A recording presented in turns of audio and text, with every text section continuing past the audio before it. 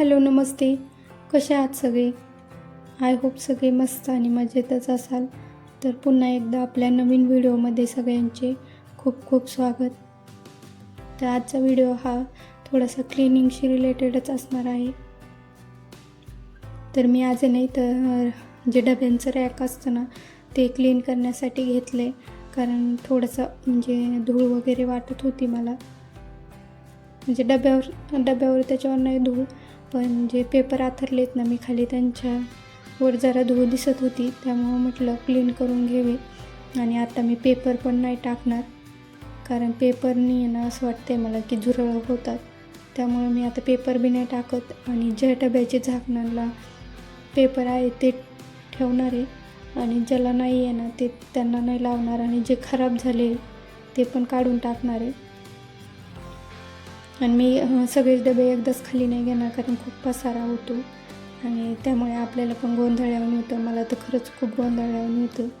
जर सगळंच खाली काढून घेतलं तर नंतर मग सुधरत नाही की कोणता डबा कुठं ठेवावा.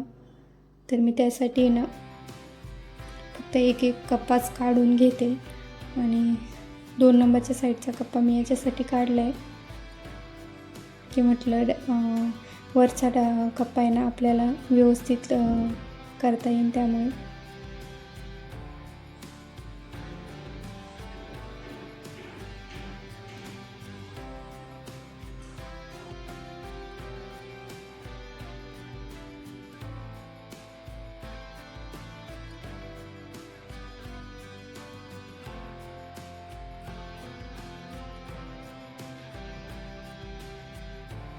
तर सगळ्यात वरचा कप्पा आहे ना तो मी आता पुसून घेते आणि त्याच्यावरचे डबे आहेत ना ते तिथेच खालच्या रॅकमध्ये ठेवले.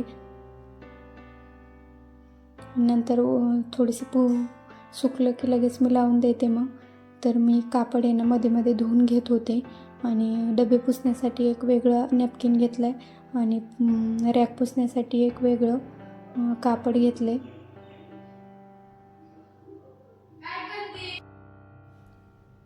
आणि लगेच आता मी ते डबे ना पुसून लगेच लावून देते. आणि कापड खूप म्हणजे डबे पुसायला असं ओलं नाही केलं, तर थोडंसंच ओलं केलं आहे, कारण पाऊस येतो बाहेर सारखा. तसं पण मला आहे ना डबे घासूनच काढायचे होते, पण काय ना पाऊस येतो आहे सारखा, झिमझिम येते, त्यामुळे डबे काय वाळणार नाहीत. म्हणून म्हटलं ॲटलिस्ट पुसून तरी घ्यावे तर रॅकन ते. तर त्यामुळेच मी इथं रॅकन ते पुसण्यासाठी काढलं होतं. कसं आहे थोडीशी धूळ झाली ना तर मग ते दिसत नाही चांगलं. आणि माझं तर असं आहे, मला ना तर थोडीशी जरी धूळ दिसली ना डब्याच्यावर तर मला करमतच नाही, बोर होतं. तर त्यामुळेच मी ना म्हटलं आज क्लीन करूनच घ्यावं. 2-3 दिवस झालं होतं चाललं होतं की करायचं पण काय राहूनच जात होतं. तर म्हटलं आज घेवा क्लीन करून आणि नंतर मग उद्या पूर्ण जे आपलं हे असतं ना काय म्हणतात त्याला, किचन वाटा आहे ना पूर्ण मला क्लीन करायचं आहे. त्यामुळे म्हटलं आधी रॅकच क्लीन करून घ्यावा, म्हणजे किचनची स्टाईल वगैरे. तर 2 नंबरचा कप्पा पण माझा इथं क्लीन करून झाला आहे आणि त्यात जे म्हणजे डबे वगैरे होते, बरण्या वगैरे ते लावून देते मी इथं. तर चला मग मी माझं सगळं हे आवरते आणि मग बोलते तुमच्याशी.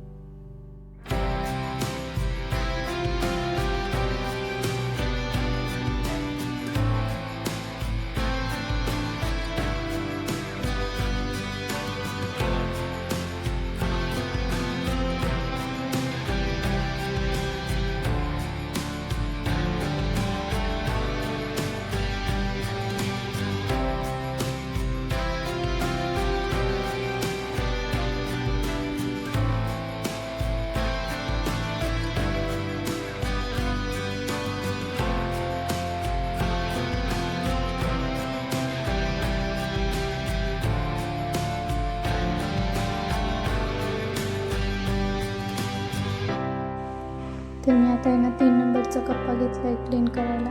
तर म्हणजे पुसून वगैरे झाला आहे माझा, डबे पण पुसून घेतलेत मी. आणि जो आपला डबे आहेत ना त्यांना म्हणजे काहींचे जरा झाकणाचे कागद खराब झाले तर तेच मी काढून टाकते. आणि म्हणजे कागद नाही बसवणार, पण तोच कागद काढून टाकणार आहे खराब झालेला. कारण जे खराब झालेले कागद नाही ना ते व्यवस्थित दिसत बी नाही त्यामुळे. आणि नंतर मग म्हणजे वरती नव्हती एवढी धूळ, पण खालचे 2 कप्पे आहेत ना त्यात थोडीशी धूळ होती. त्यामुळं म्हटलं चला तर मग. आणि हे ना माझ्याकडं केकचं क्रीम बीट करायचं मशीन आहे.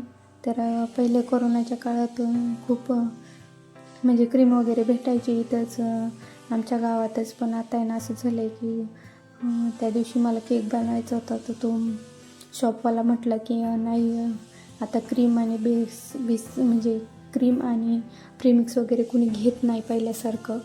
ते कोविडमध्येच घेत होते त्यामुळे ठेवत नाही. तर मला आता म्हणजे त्याचा उपयोग पण होईल नाही काही.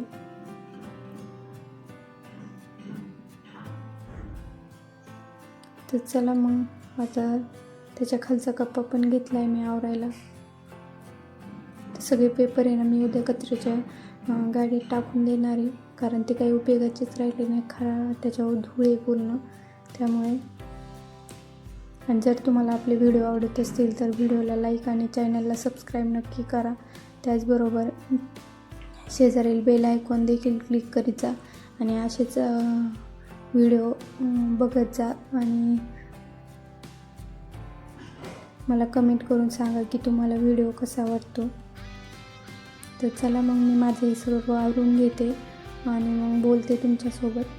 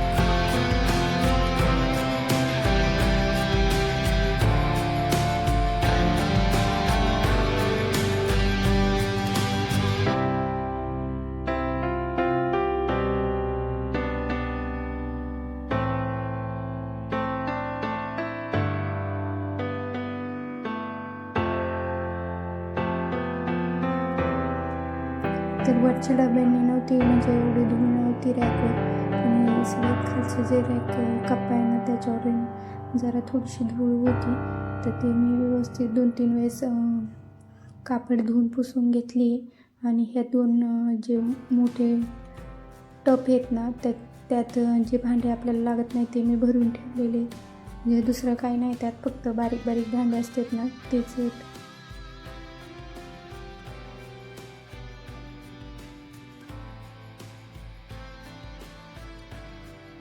तर मग मला कमेंट करून सांगा की आजचा व्हिडिओ तुम्हाला कसा वाटला आणि पुन्हा म्हणजे पुढच्या व्हिडिओमध्ये तुम्हाला कोणता व्हिडिओ बघायला आवडेल.